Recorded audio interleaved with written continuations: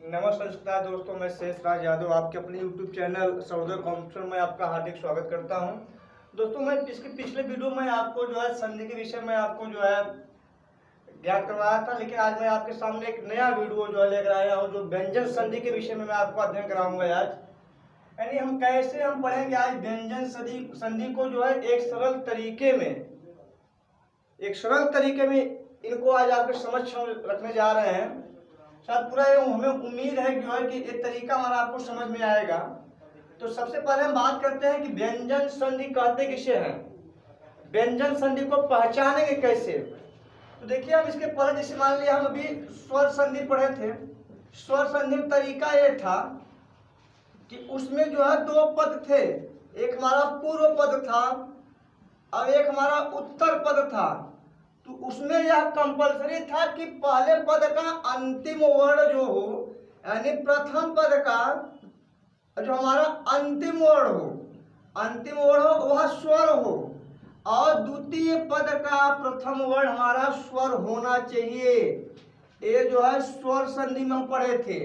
लेकिन अब हम व्यंजन संधि में क्या पढ़ेंगे दोस्त? व्यंजन संधि में हमें यह पढ़ना है कि प्रथम पद का अंतिम वर्ण ये व्यंजन हो, क्या हो? व्यंजन हो। और द्वितीय पद का प्रथम वर्ण या व्यंजन हो या स्वर हो, चाहे स्वर आए चाहे व्यंजन आए, लेकिन कंपलसरी यह है कि प्रथम पद का अंतिम वर्ण व्यंजन होना चाहिए। यदि प्रथम पद का अंतिम वर्ण व्यंजन है तो व्यंजन संधि होगा। ठीक, देखिए शायद इतना बात आपको समझ में आ गया होगा। अब हम बात करते हैं, अब व्यंजन संधि पर हम बात करेंगे। तो व्यंजन संधि हम कौन कौन सूत्र पढ़ेंगे और किस सूत्र पर हमारा कौन संधि होता है। ठीक, तो सबसे पहले हम बात करेंगे, यानी सूत्र नंबर 1 हम सीरियल चलते हैं। सूत्र नंबर 1, पहला सूत्र हमारा है स्तुत्व संधि। दोस्त, जैसे हम अभी जो है स्वर संधि में पढ़े थे, स्वर संधि में हम 8 प्रकार पढ़े, जो है दीर्घ स्वर संधि, गुण स्वर संधि, वृद्धि, यड़, अयाज, पररूप, पुरुरूप, प्रकृति भाव पढ़े। ठीक उसी प्रकार से हम व्यंजन संधि में इनके भी प्रकार पढ़ेंगे, वो भी सूत्रों के माध्यम से।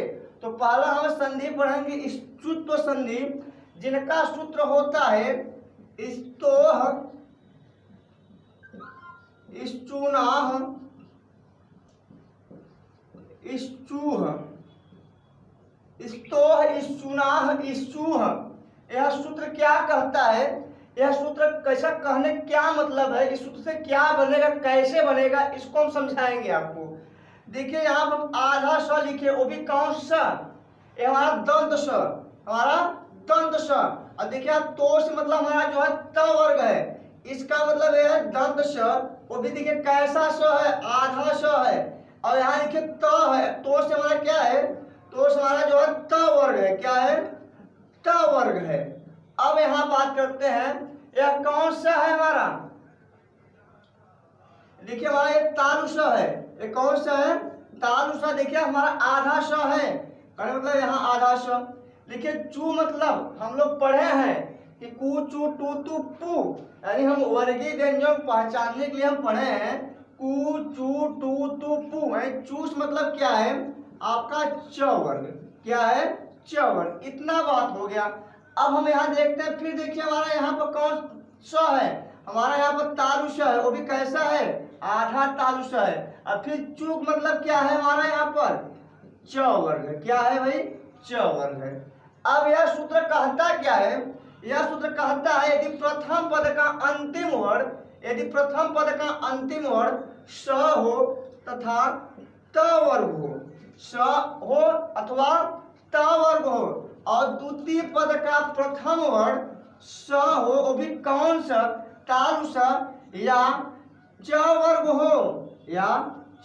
हो, इनको जो है यदि स और इधर स रहेगा तो इनको हम तालु सम बदलेंगे, वो भी अर्धमात्रिक सम बदलेंगे। यदि त वर्ग है और इधर हमारा च वर्ग है तो इनको हम बदलेंगे च वर्ग में, इनको हम बदलेंगे च वर्ग में। ठीक, तो शायद इतना बात आपके दिमाग में बैठ गया होगा। यदि मान लीजिए जो है, यदि इधर हमारा श है और यदि इधर हमारा च वर्ग है, हमारा यहाँ श है और यदि इधर हमारा च वर्ग है, तो इनको हम तालु श में बदलेंगे। ठीक, जो भी जहां भी आपको दिक्कत हो कमेंट के माध्यम से आप लोग जो है हमारे बीच तक, यहाँ हमारे पास तक अपनी बात पहुंचाएंगे। अब हम इस पर एग्जाम्पल लेकर हम बात करते हैं। से हम कोई एग्जाम्पल लेते हैं यहाँ पर, रामस धन सेते, रामस धन सेते। देखिए हम सूत्र लिख देते हैं बगल में। तो सूत्र क्या था, स्तोह स्तूनाह स्तूथा। हम बताए यदि प्रथम पद का अंतिम वर्ण यहाँ पर दंत स आ जाए, देखिए दंत स आया है, देखिए यहाँ पर दंत स आ गया। अब बताए यदि द्वितीय पद का प्रथम वर्ण यहाँ पर तालु स आ जाए, देखिए तालु स आया है, तालु स आ गया। तो हम बताए हैं कि जब इधर दंत स इधर तालु स आए, जब हम इनका संधि करेंगे तो हम भैया क्या कर देंगे, यहाँ पर जो है तालु स करेंगे, इचू ऐसा नाम तालु, तो तालु स करें, लेकिन कैसा स, आधा स करेंगे भाई। यहाँ पर हम आधा स कर दिए। ठीक, अब हम इसके पहले वाले वीडियो हम पढ़ चुके हैं कि किस पद का लोप करते हैं और जो नया पद बनता है हमको कहाँ पर बैठाते हैं। ठीक, हमको कहाँ बैठाते हैं। देखिए अभी तक जो हम पढ़े स्वर में, स्वर संधि में हम द्वितीय पद के प्रथम वर्ण का लोप करते थे, लेकिन व्यंजन में, व्यंजन प्रथम पद के अंतिम वर्ण का लोप करते हैं भाई, लेकिन इनका लोप करते हैं और जो नया वर्ण बनता है इनको यहाँ पर बैठा देते हैं।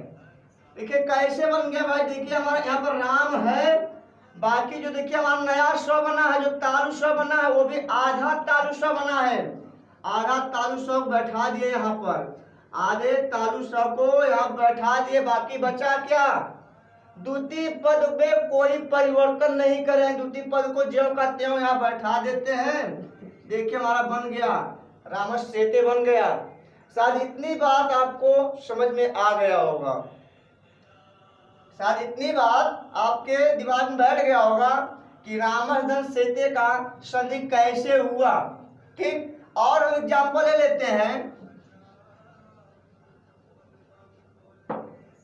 जैसे हम यहां ले लें हरीश धन च, हरीश धन च, तो देखिए सूत्र कहता है यदि प्रथम पद का अंतिम वर्ण स हो और द्वितीय पद का प्रथम वर्ण च वर्ग में हो, तो हम फिर भी बताए हैं कि हम यहाँ पर तालु स में करते हैं परिवर्तन, तालु स में परिवर्तित कर देते हैं। देखिए यहाँ पर हमारा क्या आया भाई, यहाँ देखिए हमारा जो दंत स आया, इधर हमारा क्या आया, च आ गया, तो हम इसको किस में बदलेंगे, इसको हम जो है तालु स में बदल देंगे, तालु स में बदल देंगे। हम बताए हैं कि इसमें क्या करते हैं भाई, किसका लोप करते हैं, प्रथम पद के अंतिम वर्ण का लोप करते हैं, लोप कर देंगे यहाँ पर। बाकी द्वितीय पद में कोई परिवर्तन नहीं करते। देखिए जैसे हम कर रहे उसे कर देते हैं। देखिए आप हरि कर दिए और इस स का लोप कर दिए, तो इस स को लिखने की कोई जरूरत नहीं है। क्यों भाई, इस स को लिखने की कोई जरूरत ही नहीं है। हम देखिए अब क्या कर देंगे भाई, देखिए हमारे यहाँ पर तालु स है, वो भी तालु स कैसा है, आधा तालु स है, आधा के यहाँ लिख दिए हम। बाकी बचा क्या, च बचा, च लिख दिए, हरीश च हो गया।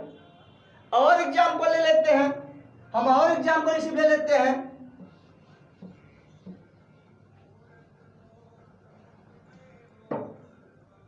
हम ले जाओ, देखिए यहाँ सूत्र लिखे हैं, यदि प्रथम पद का अंतिम वर्ण त वर्ग का हो और द्वितीय पद का प्रथम वर्ण च वर्ग का हो, तो इसको हम च वर्ग में करते हैं परिवर्तित। देखिए यहाँ पर हमारा त वर्ग का प्रथम वर्ण आ गया, यानी कि च वर्ग का प्रथम वर्ण आ गया, तो इसको हम करेंगे किसमें परिवर्तित, इसको हम करेंगे च वर्ग में करेंगे परिवर्तित। करें मतलब क्या है, आधा च को लिख देंगे, वो भी कहाँ, वो भी हम बताए आपको, बार बार बता रहे हैं यही चीज कि प्रथम पद के अंतिम वर्ण को करते हैं परिवर्तित और द्वितीय पद के जो है द्वितीय पद को हम ज्यों का त्यों छोड़ देते हैं, और जो नया वर्ड बनता है प्रथम पद के अंतिम वर्ड जो करते हैं परिवर्तित हटाते हैं, और जो नया वर्ड बनता है इसको ले जाकर के यही बैठा देते हैं।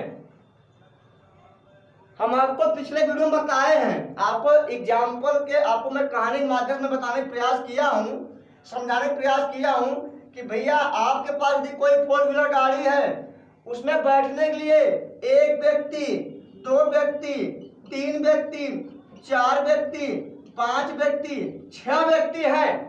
अब 7वां व्यक्ति आ गया तो हम कैसे बैठाएंगे? तो 7वां व्यक्ति क्या बैठाना होगा, किसी एक व्यक्ति को हटाना होगा, तभी 7वें को बैठाना होगा। तो भैया हटाएंगे किसको? प्रथम पद के अंतिम वर्ड को हटाएंगे। हम देखिए अनित्य को हटाएंगे और जो नया बन रहा है इसको यही तो बैठाएंगे। भाई जहां जिसको हटा रहे हैं और एक नए व्यक्ति को हम वहीं बैठा रहे हैं, भाई किसी और जगह नहीं बैठा रहे हैं। जिस किसी एक को हटा रहे हैं, जो नया बना रहे हैं उसको वहीं बैठा दे रहे हैं। तो हम कर क्या देंगे? स तो हम लिखेंगे ऑलरेडी, त को तो हम हटा ही दिए। अब भाई देखिए हमारा बना क्या है, हमारा नया वर्ड क्या आया है? च बना है ना। इस त को हटाए च के त को हटा कर च बैठाएंगे, वो भी कैसा च? देखिए आप हलत लगाए हैं, कहने मतलब आधा च, आधा च लिख दिए। अब बताएं भैया द्वितीय पद का कोई भी वर्ड हम परिवर्तित नहीं करेंगे, तो नहीं करेंगे परिवर्तित। हम लिख दिए यहाँ पर, यहाँ चरित्रम लिख दिए, हो गया आपका सच्चरित्रम। बताएं किसी व्यक्ति को यदि कहीं प्रॉब्लम हो हमें कमेंट के माध्यम से बताएं, और याद फिर हमारा मोबाइल नंबर लिख लीजिए आप लोग। इस मोबाइल नंबर पर हमें एनी टाइम आप कांटेक्ट करके जो है हमसे क्वेश्चन पूछ सकते हैं, जहां भी किसी कोई प्रॉब्लम हो। आप ये नंबर लिख लीजिए 81 15 046 845, ये हमारा मोबाइल नंबर है। हम जो सूत्र पढ़ाए हैं आपको इस सूत्र संधि पढ़ा रहे हैं, इसमें किसी कहीं कोई दिक्कत हो आप किसी भी समय आप मुझसे पूछिएगा, मैं आपको संतुष्ट करने पर पूरा प्रयास करूंगा। तो शायद इतना बढ़िया आपको समझा दिया, शायद किसी कहीं कोई दिक्कत रह ही नहीं जाएगा। ठीक है, तो मैं अभी इस सूत्र संधि में अब वीडियो में समाप्त करता हूँ। अब जो एग्जाम्पल मैं दे दिया हूँ, शायद इतने एग्जाम्पल आप समझ लिए होंगे। अब मैं आपको एक अगला सूत्र दे रहा हूं, वो सूत्र देखिए आप लोग।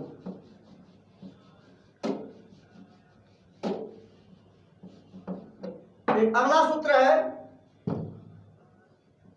देखिए मूर्धन्य स है, स्तुत्व संधि, स्तुत्व संधि।